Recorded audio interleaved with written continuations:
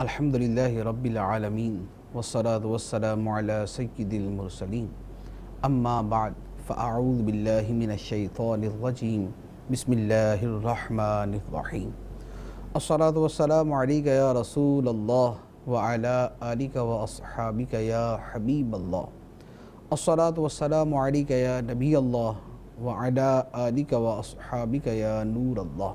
فیضان قرآن کے سلسلے میں حاضر ہیں اور آج سورۃ الحج کی آیت نمبر 36 سے قرآن پاک کا درس ہوگا۔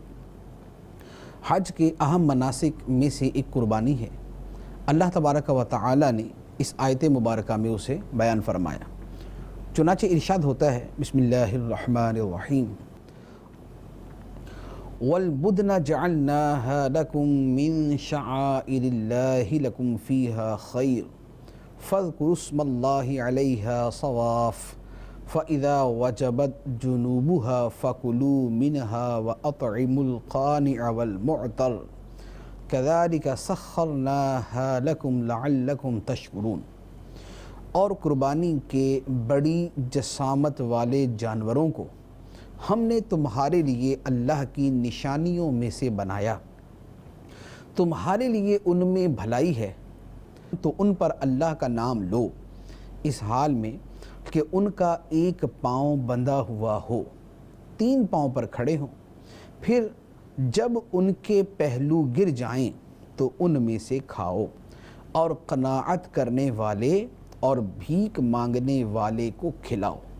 اسی طرح ہم نے ان جانوروں کو تمہارے قابو میں دے دیا تاکہ تم شکر ادا کرو۔ یہاں جو باتیں ارشاد فرمائی، پہلی بات فرمائی کہ جو قربانی کے بڑی جسامت والے جانور ہیں جیسے اونٹ اور گائے، فرمایا اسے ہم نے تمہارے لیے اللہ کی نشانیوں میں سے بنایا، چونکہ ان کے ذریعے ایک عبادت کی ادائیگی ہوتی ہے۔ جب اونٹ کو ذبح کیا جاتا ہے، گائے کو ذبح کیا جاتا ہے تو قربانی کا ایک فریضہ سر انجام دیا جاتا ہے اور پتہ چل جاتا ہے کہ یہ بندہ مسلمان ہے جو اللہ کے نام پر اونٹ اور گائے کو ذبح کر رہا ہے۔ تو یوں اس اعتبار سے یہ اللہ کی نشانیاں ہیں، اور اس میں تمہارے لیے بھلائی ہے کہ تمہیں دنیا کے اندر اس سے کھانے کو ملتا ہے اور آخرت کے اندر تمہارے لیے اجر کا ذخیرہ بن جاتا ہے۔ اب اس کے ذبح کا طریقہ اللہ تعالیٰ نے بیان فرمایا کہ ان پر اللہ کا نام لو، ذبح کے وقت اللہ کا نام لو، اور ایک پاؤں ان کا بندھا ہوا ہو، اور جیسے اونٹ کو جب ذبح کرتے ہیں تو اس کا ایک گھٹنا جو ہے وہ باندھ دیا جاتا ہے اور نحر کیا جاتا ہے، 3 پاؤں کے اوپر کھڑا ہوتا ہے، ایک گھٹنا باندھ دیا جاتا ہے اور یوں سے ذبح کیا جاتا ہے۔ تو فرمایا کہ جب ذبح کے بعد ان کے پہلو گر جائیں، کہ جب وہ زمین پہ گر جاتا ہے اور اس کی قربانی ہو جاتی ہے تو پھر اس کے گوشت میں سے کھاؤ۔ اب اس کے گوشت کے مصارف اللہ تعالیٰ نے بیان فرمائے کہ جو قربانی کرو اس کے گوشت میں سے خود کھاؤ، اور جو تم سے اس کے گوشت کا سوال کرے اسے کھلاؤ، اور جو نہ بھی سوال کرے، قناعت کرنے والا ہے، جتنا ہے اس پہ راضی ہے، دوسرے سے سوال نہیں کرتا، اسے بھی کھلاؤ۔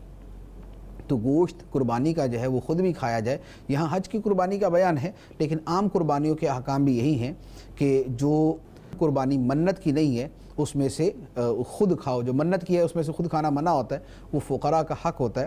لیکن جو عام قربانیاں ہیں، خواہ وہ حج کی عام قربانی ہے جیسے حج قران اور حج تمتع کی قربانی کی جاتی ہے، یا حج افراد والا بھی اپنی طرف سے قربانی کر لے، تو فرمایا کہ اس میں سے خود کھاؤ، اور جو قناعت کرنے والا ہے اسے بھی کھلاؤ، جو مانگنے والا ہے اسے بھی کھلاؤ۔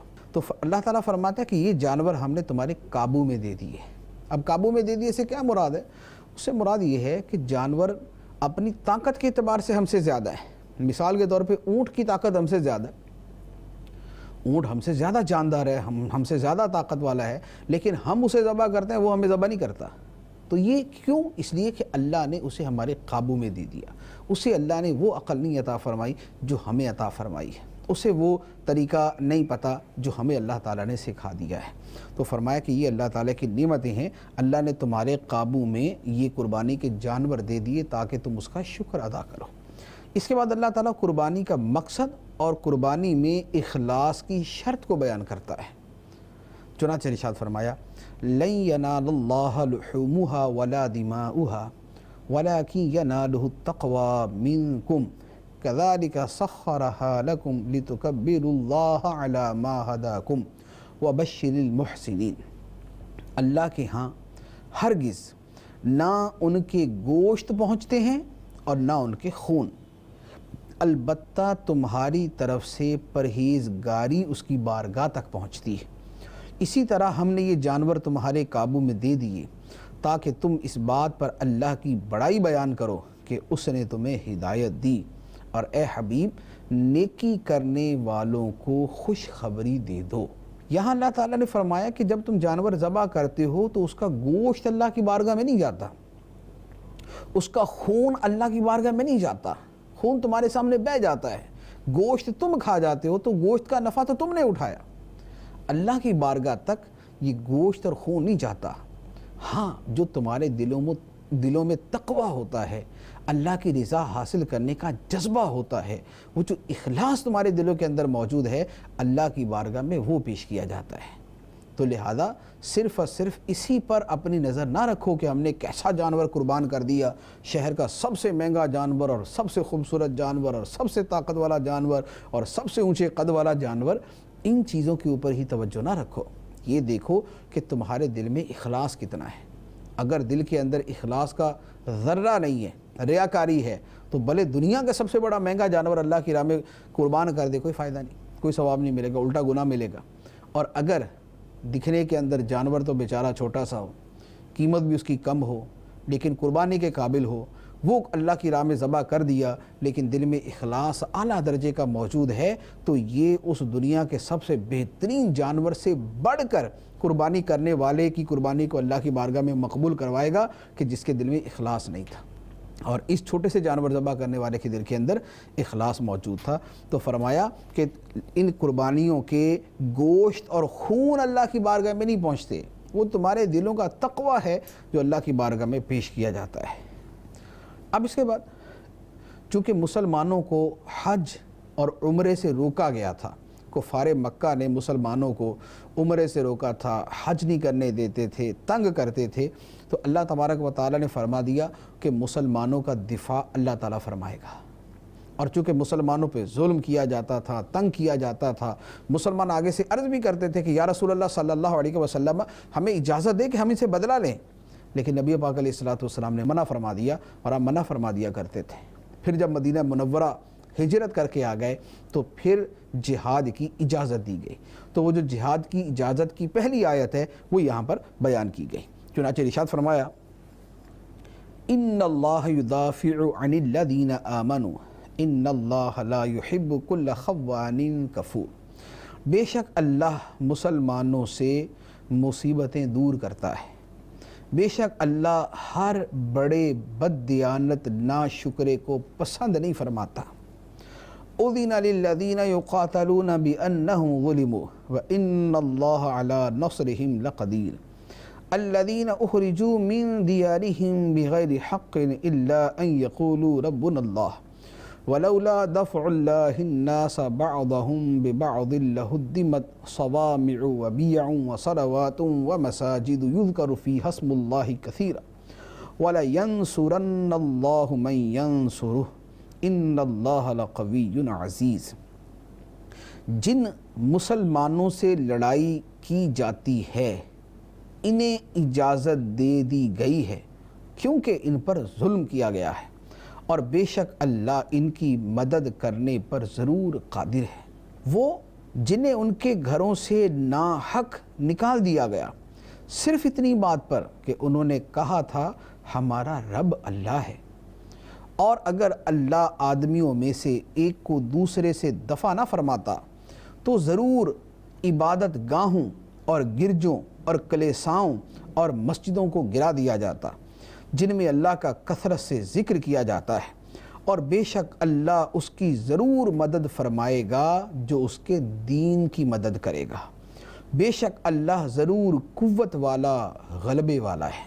ان آیتوں میں فرمایا، پہلی آیت میں فرمایا گیا کہ اللہ مسلمانوں سے مصیبتیں دور کرتا ہے، دور کرے گا۔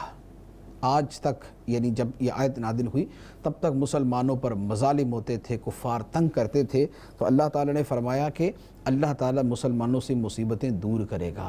اب غلبہ مسلمانوں کا ملے گا اور کفار مغلوب ہوتے جائیں گے۔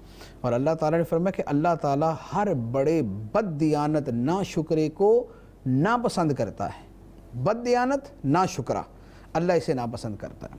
اب وہ بد دیانتی اور ناشکری اس کی ایمان کے اعتبار سے ہو یا اس سے نیچے کے اعتبار سے، تو جو بد دیانت ہیں، خواہ وہ کاروبار میں بد دیانتی کرتے ہیں، امانت میں بد دیانتی کرتے ہیں، یتیموں کے مال میں بد دیانتی کرتے ہیں، ملک کی خاطر، دین کی خاطر شہید ہونے والوں کے ان کے جو پیچھے رہ جانے والے بچے ہیں ان کے مالوں کے اندر بد دیانتی کرتے ہیں، اللہ تعالیٰ سخت ناپسند کرتا ہے۔ اور ناشکروں کو اللہ ناپسند کرتا ہے، جو نعمتیں کھاتے ہیں اور پھر گناہ کرتے ہیں، نعمتوں کو گناہ کے اندر استعمال کرتے ہیں، خدا کا رزق کھاتے ہیں لیکن پھر بھی بے صبری اور شکوے بولتے ہیں، اللہ تعالیٰ ایسے لوگوں کو سخت ناپسند فرماتا ہے۔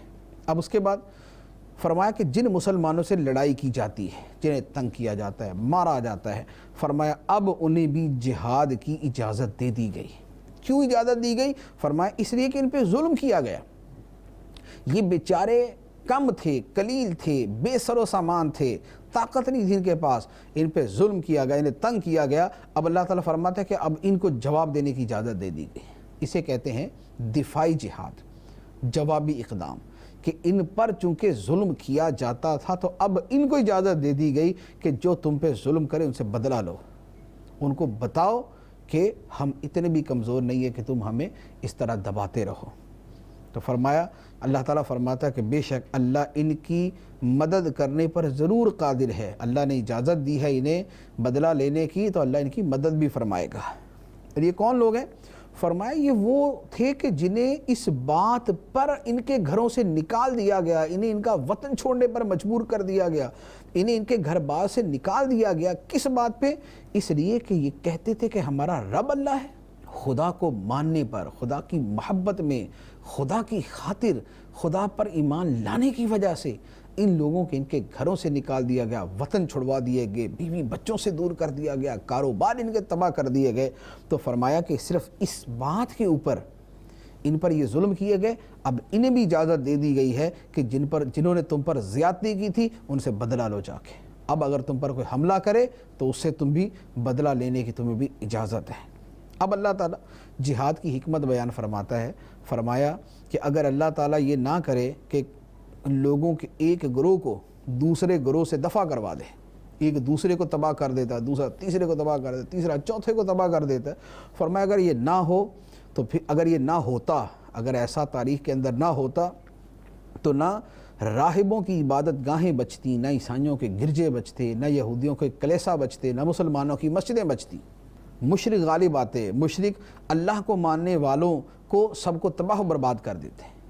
تو یہ جہاد کی جو فرضیت ہوتی رہی اور جہاد کا جو سلسلہ چلتا رہا اور قیامت تک چلتا رہے گا، اس کی حکمت یہ ہے کہ جو عبادت گاہیں ہیں وہ بچی رہیں، وہ محفوظ رہیں۔ لیکن اس کا یہ مطلب نہیں ہے کہ اب بھی جہاد اس لیے ہوتا ہے کہ گرجے بچ جائیں، ایسا نہیں۔ اس کا مراد یہ تھا کہ حضرت موسیٰ علیہ السلام انہیں جہاد کا حکم دیا گیا۔ کیوں؟ کہ انہیں جہاد کا حکم دیا گیا، جہاد ہوا، کفار کی طاقت ٹوٹی تو یہودیوں کے جو کلیسا تھے ان کی عبادت گاہیں بچ گئی۔ اس کے بعد بنی اسرائیل کے نبیوں پر جہاد فرض ہوا، انہوں نے جہاد کیا تو جو عیسائیوں کی عبادت گاہیں تھیں، راہبوں کی عبادت گاہیں تھیں، وہ بچ گئیں۔ اور مسلمانوں پر جہاد فرض کیا گیا تو اس کی وجہ سے مسلمانوں کی مسجدیں بچتی ہیں، اور یہ ساری وہ جگہ ہیں جہاں اللہ کا نام لیا جاتا ہے۔ تو ہر زمانے کے اعتبار سے جہاد اس لیے فرض ہوتا رہا تاکہ اللہ کے نام جہاں لیے جاتے ہیں وہ جگہ محفوظ رہیں۔ تو یہ نظام کائنات اللہ تعالیٰ اسی طرح چلاتا ہے۔ اگر مسلمان ہر زمانے میں پسپا ہوتے رہے، موسیٰ علیہ السلام کے زمانے میں یہودی پسپا ہوتے، بعد میں عیسائی پسپا ہوتے، درمیان کے زمانے میں اور نبیوں کی امتیں پسپا ہوتی، تو مشرکین غالب آ جاتے ہیں۔ تو جو کفر کی طاقت ہے اس کا توڑنا ضروری ہے۔ کفر کی طاقت ٹوٹتی ہے تو دین حق کی طاقت پھیلتی ہے۔ اس لیے آج بھی دیکھ لیں، جس ملک کے پاس طاقت ہے، غلبہ ہے، وہ اپنی حکمرانی چلاتا ہے، وہ اپنا آرڈر دنیا میں چلاتا ہے۔ کیوں؟ اس لیے کہ طاقت اور پاور اس کے پاس ہے۔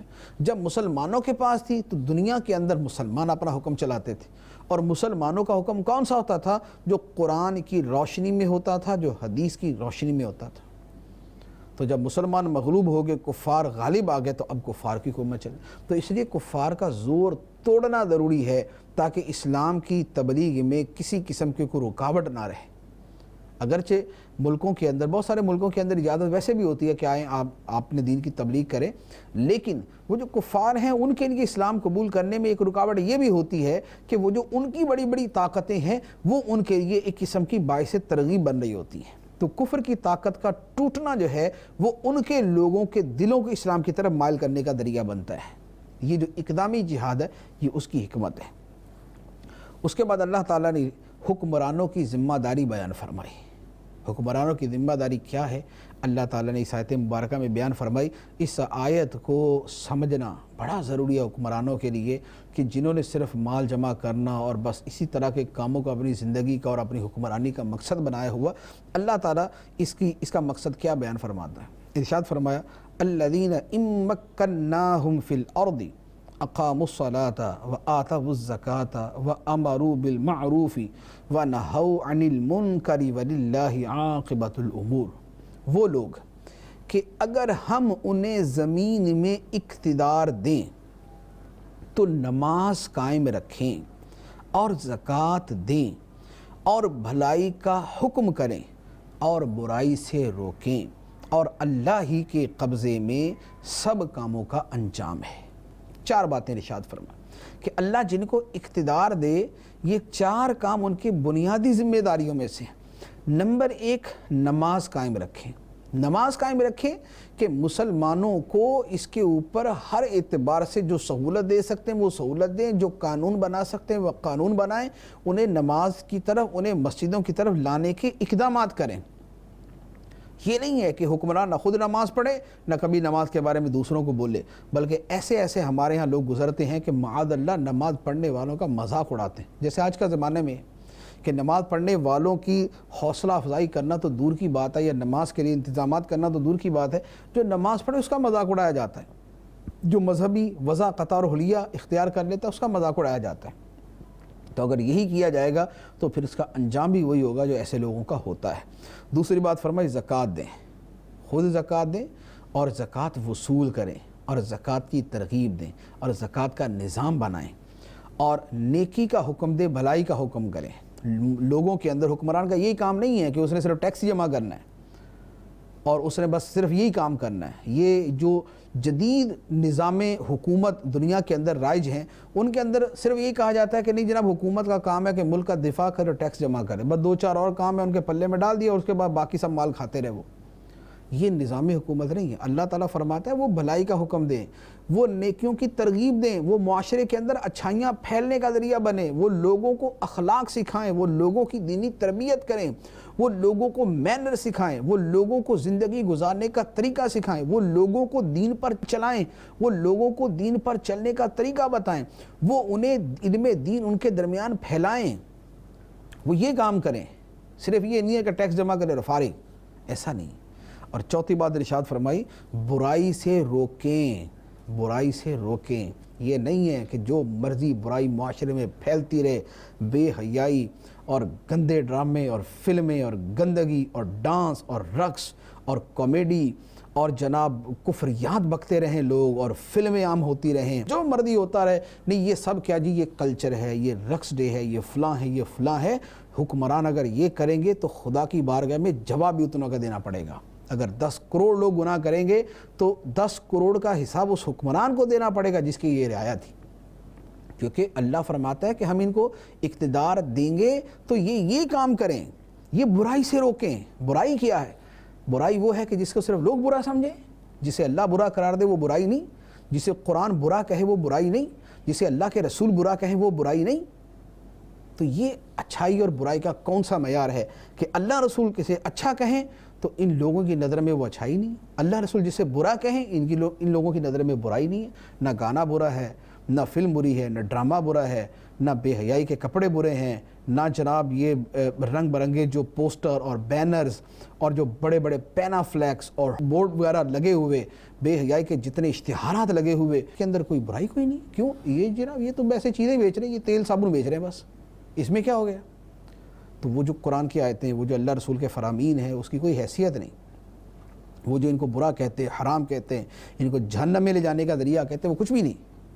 تو حکمرانوں کا یہ کام نہیں ہے کہ وہ بس وہی کہ 2-4 کام اپنے ذہن کے مطابق سوچ لیں اور بس اپنی حکومت کو دوام دینے اور ووٹ اکٹھا کرنے اور لوگوں کو بیوقوف بنانے کے اندر لگے رہیں، یہ حکومت کے کام نہیں ہے۔ حکومت کے کام یہ ہیں جو اللہ یہاں بیان فرماتا ہے، سرحدوں کی حفاظت، ملک کی حفاظت، یہ ساری چیزیں یہ ان کی ذمہ داریوں میں ہیں۔ ملک بھی ان چیزوں کے ساتھ چلتے ہیں، لیکن یہاں جو اللہ تعالیٰ نے 4 ذمہ داریاں بیان کی ہیں، یہ کس نے کرنی ہے؟ اور جو کرنے والے ہیں الٹا ان کے خلاف ایک محاذ کھڑا کیا جاتا ہے، ان کو لوگوں کے اندر بدنام کرنے کی اور ڈی گریڈ کرنے کی کوشش کی جاتی ہے۔ اللہ تعالیٰ نے لوگوں کو عقل عطا فرمائے۔ اس کے بعد کفار چونکہ نبی پاک صلی اللہ تعالیٰ علیہ وآلہ وسلم کی تکذیب کرتے تھے، اللہ تعالیٰ نے سرکار دو عالم صلی اللہ علیہ وآلہ وسلم کی تسلی کے لیے قرآن پاک کی آیات نازل فرمائی اور سابقہ قوموں کے احوال اور ان کے انجام بھی بیان کیے۔ نبی پاک علیہ السلام کو یہ تسلی دی کہ اگر آپ کو جھٹلایا گیا تو آپ سے پہلے نبیوں کو بھی جھٹلایا گیا، اور قوموں کو یہ سمجھایا گیا کہ پچھلی قوموں نے نبیوں کا رسولوں کا انکار کیا تو ان کے ساتھ کیا ہوا، تم بھی اپنا خیال کرو کہ تم بھی اسی طرح تباہ و برباد نہ کر دیے جاؤ۔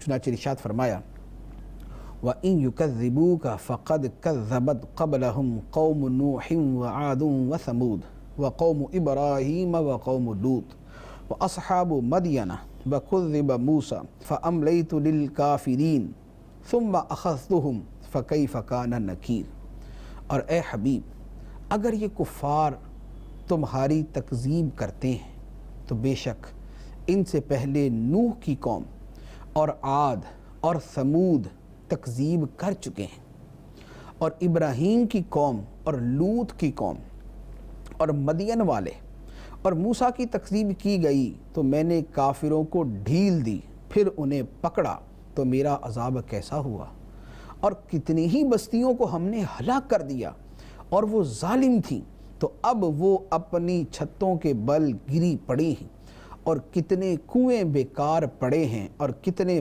بلند و بالا محل خالی پڑے ہوئے ہیں۔ فرمایا کہ اے حبیب علیہ السلام، اگر کفار آپ کو جھٹلاتے ہیں، آپ کو نہیں مانتے، تو آپ سے پہلے بھی یہی ہو چکا ہے۔ نوح علیہ السلام کی قوم نے ان کو نہیں مانا، قوم عاد نے اپنے رسول کو نہیں مانا، قوم ثمود نے اپنے رسول کو نہیں مانا، ابراہیم علیہ السلام کی قوم نمرود اس نے ابراہیم علیہ السلام کو نہیں مانا، لوط علیہ السلام کی قوم نے لوط علیہ السلام کو نہیں مانا، شعیب علیہ السلام کی قوم نے شعیب علیہ السلام کو نہیں مانا، موسیٰ علیہ السلام کو فرعون نے نہیں مانا۔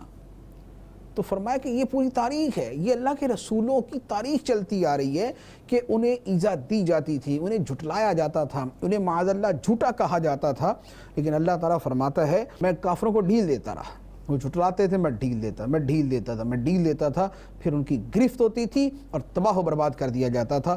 چنانچہ نوح علیہ السلام کی قوم طوفان آیا تباہ ہو گئی، قوم عاد تباہ ہو گئی، قوم سمود تباہ ہو گئی، نمرود تباہ ہو گیا، قوم لوط تباہ ہو گئی، شعیب علیہ السلام کی قوم تباہ ہو گئی۔ تو جس نے رسول کا مقابلہ کیا، رسول کو جھٹلایا، ان کو تباہ بھی کر دیا گیا، خدا کی گرفت ان کے اوپر ہو گئی۔ اور اب کیا حال ہے، جن بستیوں میں، جن علاقوں میں وہ رہتے تھے، بستیوں والے ہلاک کر دیے گئے، ان کی چھتیں، مکانوں کی چھتیں گری پڑی ہیں، کنویں جہاں سے پانی پیتے تھے ویران پڑے ہوئے، بلند و بالا محل خالی پڑے ہوئے، اب کوئی نہیں ہے ان کے اندر۔ تو فرمایا کہ اے محبوب علیہ السلام، جو تمہیں جھٹلانے والے ہیں ان کا انجام بھی یہی ہوگا۔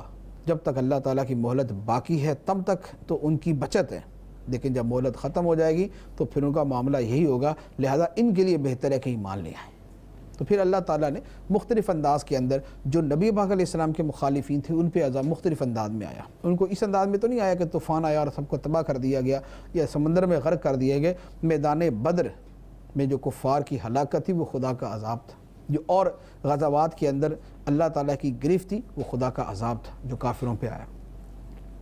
اب لوگوں کی عبرت کے لیے اللہ تعالیٰ فرماتا ہے، فرمایا افلم یسیروا فی الارض فتکون لهم قلوب یعقلون بها او آذان یسمعون بها فإنها لا تعمى الابصار ولكن تعمى القلوب التي في الصدور۔ تو کیا یہ لوگ زمین میں نہ چلے کہ ان کے دل ہوں جن سے یہ سمجھیں یا کان ہو جن سے سنیں، پس آنکھیں اندھی نہیں ہوتی بلکہ وہ دل اندھے ہوتے ہیں جو سینوں میں ہیں۔ اللہ تعالیٰ فرماتا ہے کہ یہ جو لوگ ہیں جو کفار مکہ ہیں، جو اے محبوب علیہ السلام آپ کے مخالف، کیا یہ زمین کے اندر چلتے پھرتے نہیں؟ اور یہ جو اللہ نے ویران بستیاں بیان کی ہیں، کیا یہ ان کو دیکھتے نہیں؟ جب ان کو دیکھتے ہیں تو کیا ان کے اندر دل نہیں ہے جن سے ان کو عقل آئے، سمجھ آئے؟ کیا ان کے کان نہیں ہیں جن سے ان کو نصیحت کی بات سننے کو ملے؟ تو اللہ تعالیٰ فرماتا ہے کہ ان کی آنکھیں اندھی نہیں ہیں، ان کے دل اندھے ہیں جو ان کے سینوں کے اندر ہے۔ آنکھیں تو اندھی نہیں، آنکھوں سے تو دیکھتے ہیں، اور آنکھ کا اندھا ہونا اللہ کی بارگاہ میں معیوب نہیں ہے۔ آنکھ کا اندھا ہونا تو وہ ایک تکوینی معاملہ ہے، لیکن جو دل سینوں کے اندر ہے وہ اندھے ہو جاتے ہیں تو یہ تباہی لاتے ہیں، اور یہ خدا کی بارگاہ کے اندر ناپسندیدہ ہے، اور ان کے دل اندھے ہو چکے۔ دل کیسے اندھا ہوتا ہے؟ دل اندھا ہوتا ہے جب گمراہی پر، جب غلط بات پر، جب سرکشی کے اوپر ہٹ دھرمی دکھائی جائے، جب کوئی کفر پہ ڈٹ جائے، گمراہی پہ ڈٹ جائے، تو پھر اس کا دل اندھا ہوتا ہے، کفر اور ایمان کے اعتبار سے، اس اعتبار سے، اور عمل کے اعتبار سے۔ جب آدمی گناہ پہ اصرار کرتا ہے، گناہ کے اندر مزہ محسوس کرتا ہے، گناہ اس کو اچھا لگتا ہے، نیکی اس کو بری لگتی ہے، تو پھر اس کا دل اندھا ہو جاتا ہے۔ گناہ جو ہے وہ دل کی تاریکی کا سبب بنتے ہیں، دل کی نابینائی کا سبب بنتے ہیں، دل کے اندھے پن کا سبب بنتے ہیں۔ اس لیے گناہوں کے اندر لوگ ایسے ڈوبے ہوتے ہیں کہ ان کو کچھ نظر نہیں آتا۔ ان کو آپ جتنا مرضی سمجھائیں، ان کے کان سنتے نہیں، ان کو جتنا مرضی دکھائیں، ان کی آنکھیں دیکھتی نہیں ہیں۔ کیوں؟ اس لیے کہ ان کی آنکھیں صحیح بات قبول کرنے میں اندھی ہو چکی، ان کے کان جو ہے صحیح بات سننے کے لیے اندھے ہو چکے۔ اب اس کے بعد اگلی آیت میں جو مضمون ہے وہ ہے کہ کفار عذاب کا مطالبہ کرتے تھے کہ ہمارے اوپر جو عذاب آنا جلدی آئے۔ اس پر انہیں جواب دیا گیا کہ قیامت آئے گی، اور جس قیامت کی یہ جلدی مچا رہے ہیں اس کو صرف اتنا سمجھ لیں کہ اس قیامت کا جو ایک دن ہے وہ اللہ کے نزدیک 1000 سال کے برابر ہے، 1000 سال کے برابر۔ تو یہ جس کی جلدی مچا رہے ہیں، جس کی جلدی مطالبہ کر رہے ہیں، وہ ان کے حق میں بہتر نہیں، وہ تو ان کی بربادی ہے۔ اور جہاں تک دنیاوی عذاب کا تعلق ہے تو فرمایا کہ اس کے لیے پچھلی قوموں کے حالات دیکھ لیں کہ یہ جو کہہ رہے ہیں کہ ہم پہ جو عذاب آنا ہے آ جائے، تو کیا یہ یہی چاہتے ہیں کہ انہیں بھی اسی طرح ویران، ان کے مکانات ویران کر دیے جائیں، ان کے کنویں جو ہے وہ پانی سے خشک کر دیے جائیں، ان کے مکان گرا دیے جائیں، ان کے بلند و بالا محلات کو خالی کر دیا جائے، ان کو ہلاک کر دیا جائے جیسے پچھلی قوموں کے ساتھ ہوا تھا؟ تو فرمایا کہ یہ چاہتے ہیں، تو یہ جو جلدی کا مطالبہ کر رہے ہیں یہ تو عذاب کا مطالبہ کر رہے ہیں، اور کوئی عقل مند آدمی اپنی بربادی کا مطالبہ نہیں کرتا۔ چنانچہ ارشاد فرمایا وَيَسْتَعْجِلُونَكَ بِالْعَذَابِ وَلَن يُخْلِفَ اللَّهُ وَعْدَهُ وَإِنَّ يَوْمًا عِندَ رَبِّكَ كَأَلْفِ سَنَةٍ مِّمَّا تَعُدُّونَ، اور یہ تم سے عذاب مانگنے میں جلدی کرتے ہیں، اور اللہ ہرگز اپنے وعدے کے خلاف نہیں کرے گا، اور بے شک تمہارے رب کے ہاں ایک دن ایسا ہے جو تم لوگوں کی گنتی کے 1000 سال کے برابر ہے۔ اور کتنی ہی بستیاں ہیں جن کے ظالم ہونے کے باوجود میں نے انہیں ڈھیل دی، پھر میں نے انہیں پکڑ لیا، اور میری ہی طرف پلٹ کر آنا ہے۔ ارشاد فرمایا کہ عذاب میں جلدی کرتے، اللہ نے اگر ان سے عذاب کی وعید سنائی ہوئی ہے تو اللہ تعالیٰ اپنی اس کے خلاف ورزی نہیں کرے گا، اللہ اپنے وعدے کے خلاف نہیں کرے گا۔ اور فرمایا کہ قیامت کا دن کیسا؟ ایک دن 1000 سال کے برابر۔ اور فرمایا کہ کتنی بستیاں جن کے ظالم ہونے کے باوجود انہیں ڈھیل ملی لیکن وہ نہیں مانے، تو عذاب نے پکڑ لیا اور پھر پلٹ کے خدا کی طرف جانا ہے۔ اس کے بعد نبی پاک صلی اللہ تعالیٰ علیہ وآلہ وسلم کے منصب انذار کا مطلب ڈر کی وعیدیں سنانا۔ نبی پاک علیہ السلام خوشخبریاں بھی دیتے تھے اور ڈر کی وعیدیں بھی سناتے تھے، تو یہاں سرکار علیہ السلام کی اس منصب کو بیان کیا، اور مومن اور کافر کا جو انجام ہوگا اللہ تعالیٰ نے اسے بیان فرمایا۔ ارشاد فرمایا قُلْ يَا أَيُّهَا النَّاسُ إِنَّمَا أَنَا لَكُمْ نَذِيرٌ مُّبِينٌ فَالَّذِينَ آمَنُوا وَعَمِلُوا الصَّالِحَاتِ لَهُم مَّغْفِرَةٌ وَرِزْقٌ كَرِيمٌ وَالَّذِينَ سَعَوْا فِي آيَاتِنَا مُعَاجِزِينَ أُولَٰئِكَ أَصْحَابُ الْجَحِيمِ۔ تم فرما دو اے لوگو، میں تو صرف تمہارے لیے کھلم کھلا ڈر سنانے والا ہوں۔ تو جو لوگ ایمان لائے اور انہوں نے نیک اعمال کیے، ان کے لیے بخشش اور عزت کی روزی ہے، اور وہ لوگ جو ہماری آیتوں میں کوشش کرتے ہیں کہ عاجز کر دینے والے ہیں وہ جہنمی ہیں۔ جو ہماری آیتوں کے بارے میں اس خیال سے کوشش کرتے ہیں کہ وہ ہمارے نبی کو عاجز کر دیں گے، فرمایا وہ جہنمی ہیں۔ اب اس کے بعد ایک واقعہ تھا، اللہ تعالیٰ نے اس واقعے کا اور اس کی حکمتیں بیان فرمائیں۔ واقعہ کیا تھا کہ نبی پاک صلی اللہ تعالیٰ علیہ وسلم ایک مرتبہ سورہ نجم کی تلاوت فرما رہے تھے، اور سرکار دو عالم صلی اللہ علیہ وسلم کا طریقہ مبارکہ یہ تھا کہ آپ ایک آیت پڑھتے اور وقف کرتے، ٹھہر جاتے، پھر آیت پڑھتے ٹھہر جاتے، پھر آیت پڑھتے ٹھہر جاتے۔ تو نبی پاک علیہ السلام نے اسی طرح آیات پڑھ رہے تھے، ایک جگہ پر بتوں کا تذکرہ تھا، افرأیتم اللات والعزی ومناۃ الثالثۃ الاخری۔ تو یہ جو آیت مبارکہ تلاوت کی، اب درمیان میں وقف کیا تو اب سننے والوں کے اندر مسلمان بھی تھے، کفار بھی تھے۔ وقف ہوا تو شیطان نے کافروں کے کان میں اپنی طرف سے اس سے ملتا جلتا جملہ بتوں کی فیور میں ڈال دیا۔ کفار کے کانوں میں شیطان نے اس آیت کے جو الفاظ ہیں اس سے ملتا جلتا لفظ ہے وہ ان کے کان میں ڈال دیا، جو بتوں کی فیور میں تھا، جو بتوں کی شان کے بارے میں تھا۔ تو کفار بڑے خوش ہوئے کہ ہیں یہ تو اچھا، کفار یہ سمجھے کہ معاذ اللہ یہ جو ٹکڑا انہیں درمیان میں سنائی دیا ہے یہ بھی نبی پاک علیہ السلام نے ہی تلاوت فرمایا۔ تو اب گویا انہوں نے یہ سمجھا کہ محمد صلی اللہ علیہ وسلم نے ان کے بتوں کی بھی تعریف کی ہے، اور ان کے قرآن کے اندر بتوں کی شان بھی نازل ہوئی ہے۔ تو کفار بڑے خوش ہوئے، اور انہوں نے اس خوشی کا جب اظہار کیا اور یہ بات نبی پاک علیہ السلام تک پہنچی تو آپ کو بڑا رنج ہوا کہ یہ کیا ہوا، شیطان نے یہ درمیان میں کیا کر دیا کہ نبی پاک علیہ السلام تو بتوں کا رد کر رہے ہیں، توحید کا بیان کر رہے ہیں، اور شیطان نے درمیان میں اپنی ملاوٹ کر دی۔ تو اب اس واقعے پر جو منافقین تھے وہ تردد میں پڑ گئے، جو مشرک تھے وہ خوش ہو گئے، اور جو مسلمان تھے وہ رنجیدہ بھی ہوئے، لیکن اس کے ساتھ اپنے ایمان پر ثابت قدم رہے کہ نہیں، یہ نبی پاک علیہ السلام نہیں کر سکتے کہ آپ بتوں کی تعریف کے اندر کوئی بات ارشاد فرما دے، یہ شیطان کی کوئی کرشمہ سازی ہے۔ تو اللہ تعالیٰ نے اس واقعے کو یہاں پر بیان فرمایا کہ یہ جو واقعہ ہوا کہ اللہ کا نبی تلاوت کر رہا ہے، درمیان میں شیطان نے اپنے کچھ جملے اپنی طرف سے کافروں کے کان میں ڈال دیے۔ یہ واقعہ پہلی مرتبہ نہیں ہوا، شیطان پہلے بھی ایسا کرتا رہا ہے، پچھلے نبیوں کے ساتھ بھی اس طرح کے واقعات پیش آتے رہے ہیں۔ اور اس واقعات کے پیش آنے کی حکمت کیا ہے؟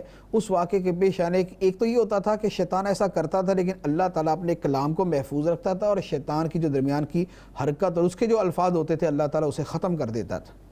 دوسرا، اللہ تعالیٰ اس کے ذریعے آزمائش فرماتا تھا، امتحان فرماتا تھا۔ جو منافق تھے وہ متردد ہو جاتے تھے، اپنے ایمان پہ ہل جاتے تھے، جو کافر تھے وہ خوشیوں سے اچھلتے تھے، اور جو مومن تھے وہ اپنے ایمان پہ ثابت قدم رہتے تھے۔ تو یوں اس طرح کے واقعے کے ذریعے ایمان والوں کے ایمان کی اور منافقوں کے جو ہے وہ کلمہ پڑھنے کی اور کافروں کی آزمائش ہوتی تھی۔ تو یہ اس کی حکمتیں ہیں جو یہاں آیت مبارکہ کے اندر بھی بیان کی گئی ہیں۔ چنانچہ ارشاد فرمایا وَمَا أَرْسَلْنَا مِن قَبْلِكَ مِن رَّسُولٍ وَلَا نَبِيٍّ إِلَّا إِذَا تَمَنَّى أَلْقَى الشَّيْطَانُ فِي أُمْنِيَّتِهِ فَيَنْسَخُ اللَّهُ مَا يُلْقِي الشَّيْطَانُ ثُمَّ يُحْكِمُ اللَّهُ آيَاتِهِ وَاللَّهُ عَلِيمٌ حَكِيمٌ۔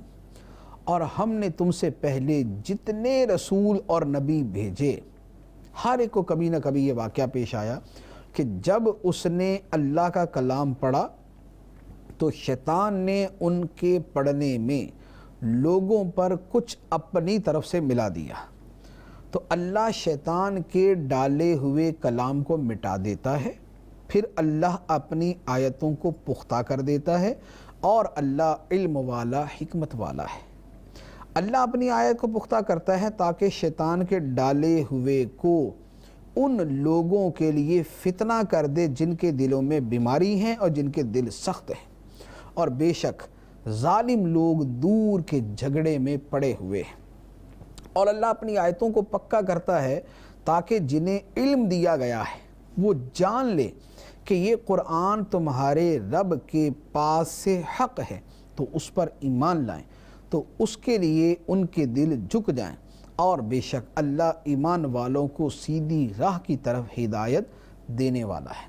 تو یہ اللہ تعالیٰ نے اس واقعے کا بیان فرما دیا کہ یہ واقعہ صرف نبی پاک صلی اللہ تعالیٰ علیہ وآلہ وسلم کے ساتھ پیش نہیں آیا کہ ان کے پڑھنے کے دوران شیطان نے اپنی طرف سے کچھ الفاظ بول دیے اور وہ لوگوں کے کان میں ڈال دیے۔ یہ صرف نبی پاک علیہ السلام کے ساتھ واقعہ نہیں ہوا، بلکہ سرکار دو عالم صلی اللہ علیہ وآلہ وسلم سے پہلے بھی ہر نبی، ہر رسول کے ساتھ یہ معاملہ ہوتا رہا کہ شیطان اس طرح کی حرکت کرتا رہا، لیکن اللہ تعالیٰ شیطان کے اس ڈالے ہوئے کو مٹا دیتا تھا کلام کو، اور اپنے کلام کو پختہ کرتا تھا، اسے مستحکم رکھتا تھا اور اسے ثابت رکھتا تھا۔ اور یہ بات فتنہ بن جاتی تھی ان لوگوں کے لیے جن کے دلوں میں بیماری تھی، جن کے دل سخت تھے، اور وہ پھر جھگڑے میں پڑ جاتے تھے کہ نہیں ہم نے تو سنا، ہمارے تو کانوں نے سنا ہے، نبی نے جو ہے یہ تلاوت کی ہے، تو وہ پھر اس طرح کے جھگڑوں کے اندر پڑ جاتے تھے۔ لیکن جو اہل علم ہیں وَلِيَعْلَمَ الَّذِينَ أُوتُوا الْعِلْمَ، جو اہل علم ہیں وہ اس بات کو کہ شیطان نے درمیان میں کچھ پڑھ دیا، شیطان کے پڑھنے کو وہ نبی کے قرآن کے حق ہونے پر دلیل بنا لیتے ہیں، کیونکہ انہیں پتہ ہے کہ شیطان اس طرح کی حرکت کرتا ہے، اور جب ایسی واقع ہو جاتی ہے تو گویا ان کے اس علم کی تائید ہو جاتی ہے، اور وہ ہر اعتبار سے مختلف دلائل کی روشنی میں سمجھ جاتے ہیں کہ یہ شیطان کی طرف سے کچھ جو ہے وہ گڑبڑ کی گئی ہے، اللہ کا نبی ان چیزوں سے معصوم ہے۔ تو اللہ تعالیٰ فرماتا ہے کہ اللہ ایمان والوں کو سیدھے راستے کی ہدایت دینے والا ہے۔ اللہ تبارک و تعالی ہمیں قرآن کا فہم عطا فرمائے، قرآن کی آیات کے مطالب اور مفاہیم کو سمجھنے کی توفیق عطا فرمائے، اور اس کے احکام پر عمل کرنے کی توفیق عطا فرمائے۔ آمین بجاہ النبی الامین صلی اللہ تعالی علیہ وسلم۔